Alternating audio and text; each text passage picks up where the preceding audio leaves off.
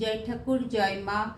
সভা পর্বে পঞ্চপাণ্ডব যে জঙ্গলে যাচ্ছিল, তখন তারা কেমন করে যাচ্ছিল? তাদের পুরোহিত ধৌম্য বেদ মন্ত্র উচ্চারণ করতে যাচ্ছিল আর হাতে কুশ নিয়ে যাচ্ছিল। সেটার কথা বিদুর বলছে যে ধৌম্য পুরোহিত ইঙ্গিত করছে কুশ কখন নিয়ে যায়, যে সবার যখন শ্রাদ্ধ হয়। তো শ্রাদ্ধ বাড়ির ইঙ্গিত করতে করতে ধৌম্য পুরোহিত যাচ্ছিল, মুখে বেদ উচ্চারণ, হাতে কুশ।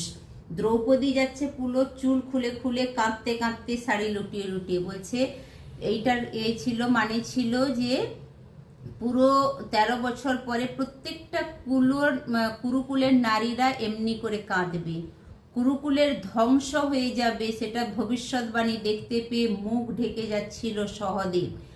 নকুল যাচ্ছিল পুরো গায়ে ভস্য মেখে, যে সে যেদিন আসবে ফেরত পুরো ভস্য করে রেখে দেবে এই হস্তিনানগরকে। আর অর্জুন যাচ্ছিল চোখ দিয়ে অঝোর নয়নে জল ঝরতে ঝরতে যাচ্ছিল, যে যখন ফিরবে এরকম অজস্র ধারায় তার বাণ চলবে। আর যুধিষ্ঠির ছিল মাথা নিচু করে, কেন কি সে জানতো যে সে তাকালে হস্তিনানগর পুড়ে যাবে, সেই জন্য সে মাথা নিচু করে যাচ্ছিল, যেদিন ফিরবে সবকে সে ধ্বংস করবে তার দৃষ্টি দিয়ে।